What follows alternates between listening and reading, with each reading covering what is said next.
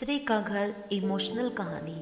शादी के पहले 5 साल तक लता ने पूरी कोशिश की थी कि प्रशांत को बदला जाए, लेकिन फालतू का गुस्सा करना और बाद में लता को भला बुरा कहना यह मानो जैसे उसकी आदत बन गई थी।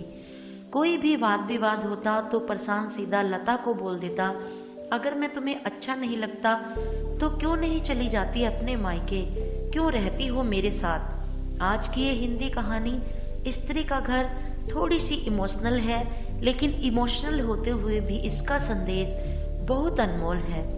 आपकी आंखें थोड़ी नम करने के साथ साथ आपके दिलो दिमाग पर यह कहानी छाप छोड़ जाएगी, इसीलिए इसे एक बार पूरी जरूर पढ़िए।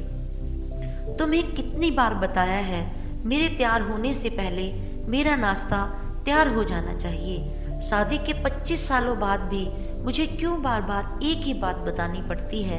लता, तुम्हें क्या है, तुम तो आराम से घर पर रहोगी, मुझे काम पर जाना पड़ता है। तुम हो कि हमेशा बेवकूफ़ों जैसी हरकतें करती रहती हो। अगर तुम यह जानबूझकर करती हो तो याद रखना, मुझसे बुरा कोई नहीं होगा। आज भी प्रशांत का पारा चढ़ा हुआ था। इन कटु शब्दों में अपना गुस्सा उतारते हुए, गीला तौलिया कुर्सी पर फेंकते हुए प्रशांत गुस्से से लता की तरफ देखने लगा। लता के लिए प्रशांत का यह बेवजह का गुस्सा कोई नई बात नहीं थी। वह महीने में 3-4 बार ऐसे ही लता पर बरस पड़ता था। पहले पहले लता उसका विरोध किया करती थी, लेकिन जब कई सालों तक प्रशांत में कोई बदलाव नहीं दिखा तो लता ने खुद को ही बदल दिया। अब प्रशांत के कुछ भी कहने से लता को कोई फर्क नहीं पड़ता था। प्रशांत की हर बात वो चुपचाप सिर नीचे झुकाए सुन लेती थी। शादी के पहले 5 साल तक लता ने पूरी कोशिश की थी कि प्रशांत को बदला जाए, लेकिन फालतू का गुस्सा करना और बाद में लता को भला बुरा कहना यह मानो जैसे उसकी आदत बन गई थी। कोई भी वाद विवाद होता तो प्रशांत सीधा लता को बोल देता, अगर मैं तुम्हें अच्छा नहीं लगता तो क्यों नहीं चली जाती अपने मायके, क्यों रहती हो मेरे साथ। इतना सब कुछ होने के बावजूद लता प्रशांत के साथ रहती थी, क्योंकि उसे अपनी बेटी की फिक्र थी।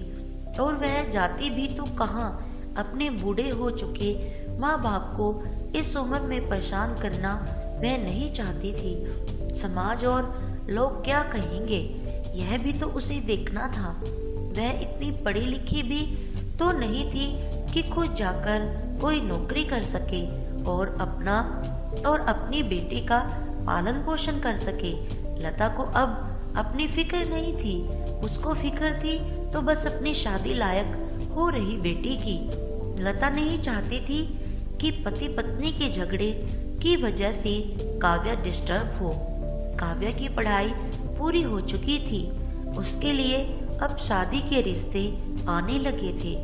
कई रिश्तों को काव्या ठुकरा चुकी थी। 2-3 महीने बाद एक अच्छा रिश्ता आया।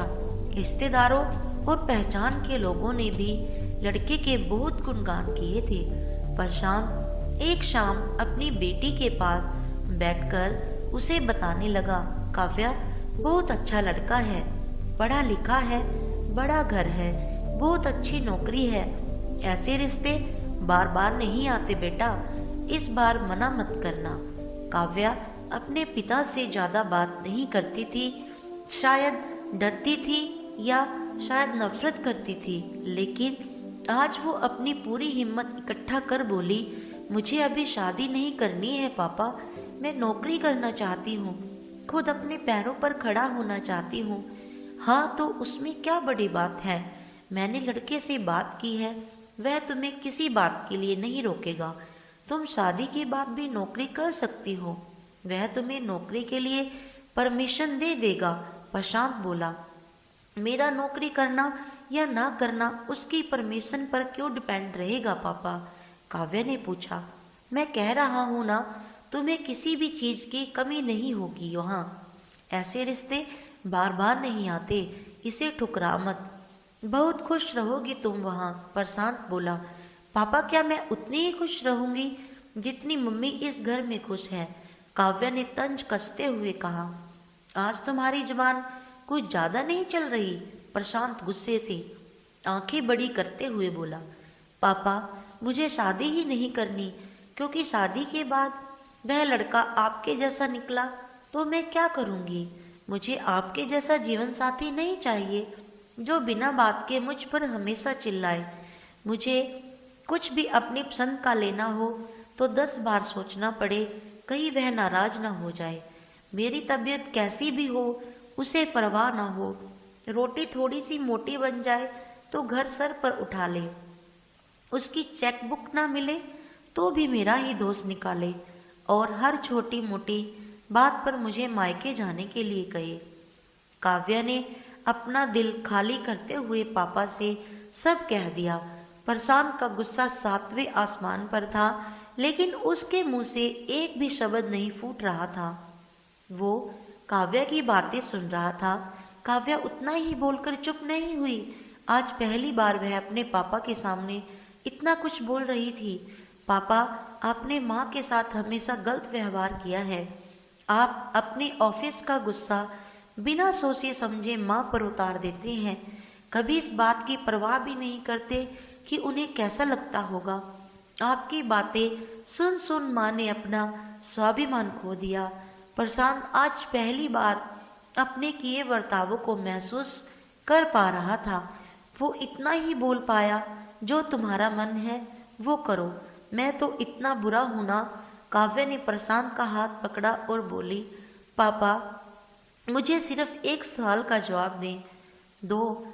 क्या आप चाहोगे कि मेरा पति आपके जैसा हो?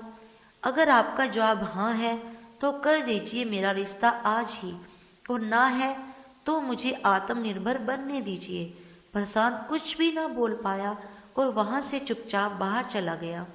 आज उसे लता के सामने जाने में शर्म आ रही थी। चलते चलते उसकी आंखों से आंसू बह रहे थे। प्रशांत ने आज से अपने आप को बदलने का निश्चय किया। अगले दिन से लता ने अपने पति में काफी बदलाव देखा।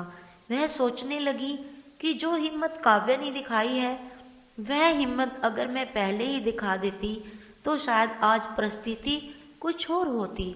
अब काव्या पढ़ लिख कर अच्छी नौकरी करने लगी थी और 3 साल बाद उसके लिए एक अच्छा रिश्ता आया।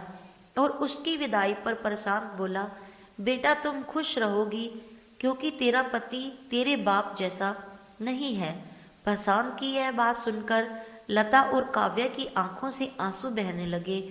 दोस्तों, हमारे समाज में औरतों को भले ही देवी का दर्जा दिया जाता है, लेकिन वह स्वतंत्रता नहीं दी जाती जो उन्हें देनी चाहिए। उन्हें बचपन से ही बताया जाता है कि वह पराया धन है। स्कूल से आने में देर हो जाए तो पिटाई मिलती है। मोबाइल पर बातें करते हुए देख जाए या खिड़की से झांकते हुए दिख जाए तो शक किया जाता है। माँ बाप का घर तुम्हारा नहीं है, पति का घर ही तुम्हारा घर है। जीवन भर यह बातें बता बता कर उन्हें ससुराल भेज दिया जाता है, और एक दिन किसी छोटे मोटे झगड़े में ससुराल वालों से उन्हें सुनना पड़ता है कि इस घर को छोड़ दो और मायके चली जाओ। अब आप ही बताओ दोस्तों, ऐसी स्त्रियों का सच्चा घर कौन सा है? आखिरकार वह किस घर को अपना कहें? हमेशा की तरह पूरी कहानी पढ़ने के लिए आपको धन्यवाद। दोस्तों, उम्मीद है कि आपको यह कहानी आपके दिल को छू गई होगी। ऐसे ही सीधे दिल तक उतरने वाली कहानियाँ पढ़ने के लिए आप हमारे चैनल को सब्सक्राइब करें, और आशा करती हूँ आपको वीडियो पसंद आया तो हमारी वीडियो को लाइक कीजिए।